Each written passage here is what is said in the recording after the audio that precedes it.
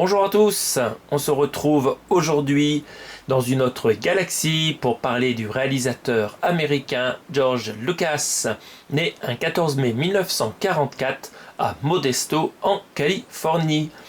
Alors comme vous le savez, il a fait l'école de cinéma de l'Université de Californie du Sud à Los Angeles et suite à ça, il confonde avec son ami Francis Ford Coppola le studio American Zoetrope en 1969, puis il crée sa propre société de production Lucasfilm 2 ans après, donc 1971, et il en profite pour réaliser un film coproduit par son ami Francis Ford Coppola, un film que je viens de me procurer récemment. Il s'agit de THX 1138, film que je n'ai jamais vu et que j'ai trouvé dans un coffret à la Fnac. Et ce petit amarré me revient pour 3,33€ seulement.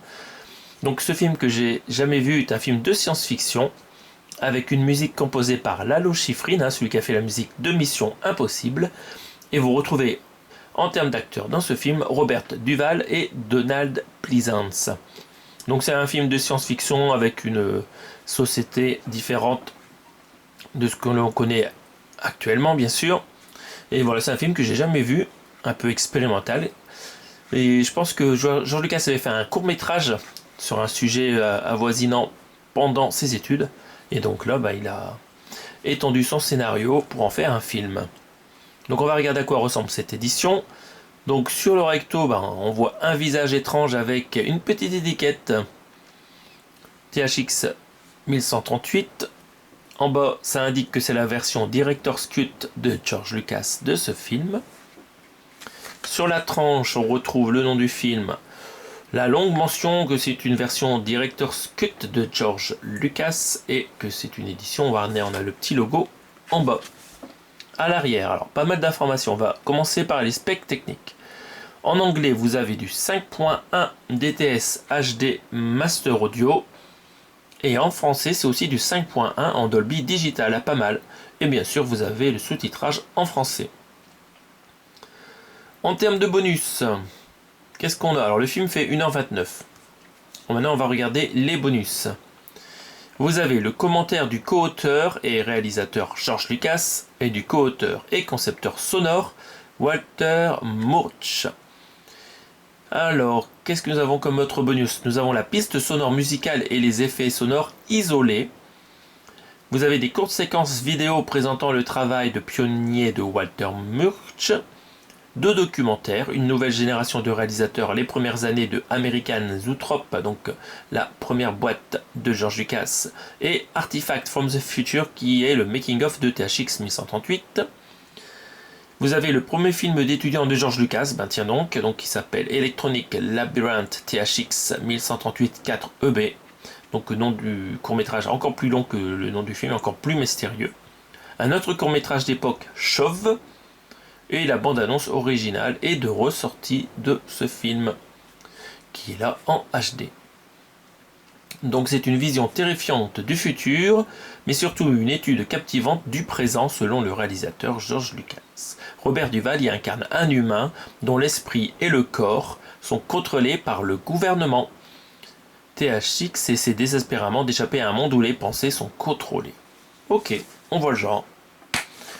Et ici, sur le Blu-ray, nous avons une jolie sérigraphie avec 2 personnes au service du gouvernement. Et la personne ici, je ne sais pas que c'est quel acteur, sous le joug de ce gouvernement spécial. Très bien, jolie petite édition. Donc là on a un dessin un peu étrange.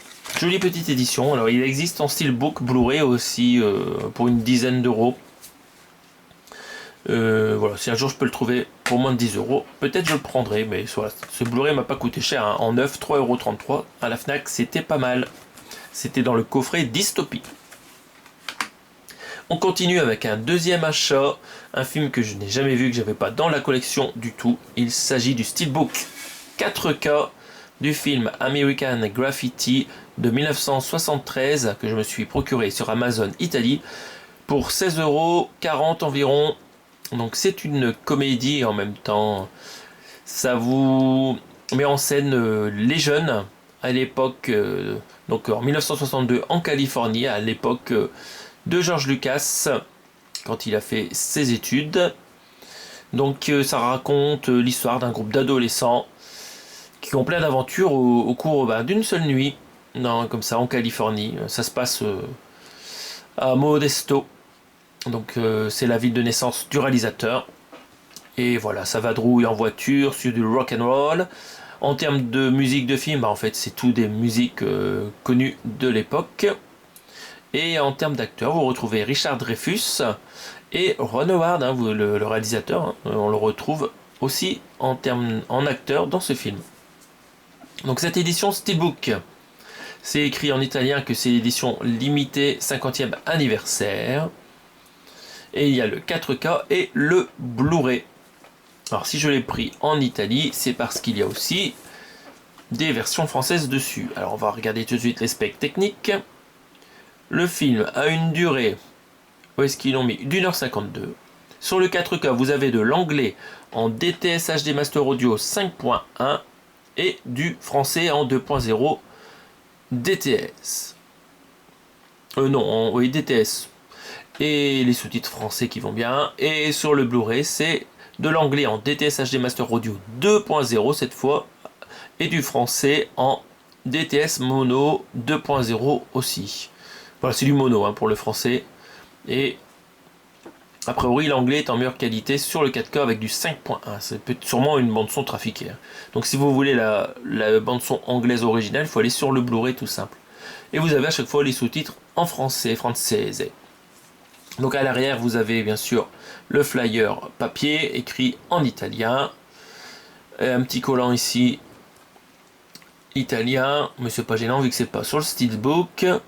Que dire de plus? C'est aussi produit par Francis Ford Coppola.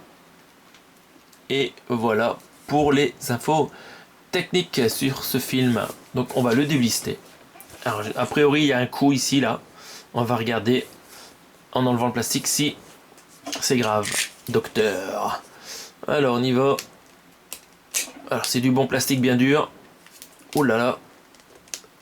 Ah oui c'est pas du plastique de merde. Waouh. Chaud pour ouvrir ce Steelbook. Donc c'est bon. On y va. On débliste cette édition. On va regarder à quoi ça ressemble à l'intérieur. On va voir s'il y a du dégât sur le coup. Alors c'est Amazon Italie. C'est un petit coup. Je vais pas m'embêter à le renvoyer. Donc on va faire avec. Alors c'est dur à déblister cette affaire. Pas sûr que je garde ce blister pour protéger le Steelbook. Ça met du temps à enlever comme d'hab. Hop, merci pour votre patience. Waouh. Ah, c'est un vieux film, donc c'est la galère. C'est coller ce plastique. Non, voilà. Hop, c'est bon. C'est parti. Alors on a aussi de la colle qui déborde du flyer papier là sur le devant. Regardez-moi ça. Ici, là et là, ça déborde. Et est-ce qu'il y avait un coup? Ah, c'est pas sûr, non. C'est bon. C'est bon, c'est bon. Alors on enlève ce papier, un point de colle au verso. On nettoiera ça plus tard.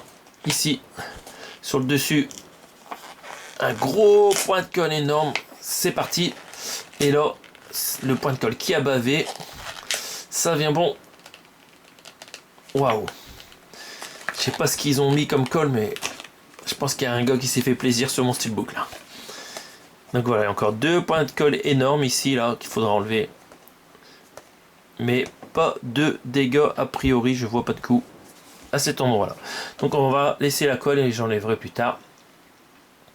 Alors ce Steelbook, il y a des personnes qui le trouvent un peu moche. On a l'impression d'avoir un collage de photos. Bon, un collage à l'ancienne, donc ça passe pour ce vieux film. Pas de glossy en particulier sur des éléments. Et les chaussures ici, elles luisent un petit peu. Donc voilà, je trouve très sympathique quand même. Joli recto. On va regarder la tranche ici. Donc le titre du film et la mention de Universal. Donc voilà, c'est pas écrit 4K dessus, donc Peut-être que ça existe en version Blu-ray tout simple. Du coup, ce steelbook, c'est réutilisable quand ils mettent pas 4K en dur. À l'arrière, vous n'avez pas de coup déjà. Vous avez un panneau d'annonce très sympathique, genre années 60. Burger City, ça donne bien envie d'aller se manger un petit burger. L'année du steelbook, c'est écrit 2023, là, c'est une édition de 2023. Pas mal, j'aime beaucoup. Dommage qu'ils n'ont pas mis une surbrillance sur le drive-in Burger City, pour qu'on ait l'impression que le panneau d'annonce soit électrisé. Voilà, c'est un peu dommage, mais c'est quand même très très joli. Et à l'intérieur, c'est la bonne surprise, parce que vous avez bien deux disques. En France, ils ont sorti une édition avec juste le 4K. Là, vous avez le Blu-ray plus le 4K à la fois, avec des belles sérigraphies sur les deux disques. On va s'attarder d'abord sur les sérigraphies. Donc sur le 4K, vous avez des dessins, avec pas mal de voitures. C'est vraiment un élément important du film. A priori, c'est les voitures. Pas mal de personnages aussi. On voit des petites têtes par-ci par-là, des gens dans les voitures. Ça fait une jolie petite bande dessinée. Alors dommage, c'est qu'il y a pas mal de logos à gauche. Un logo irlandais, un logo allemand, un logo japonais. Voilà, vraiment c'est la fête du slip. Il y a tous les pays qui sont venus mettre leur petit logo. Film tout public. Très bien, donc j'ai joli premier disque 4K.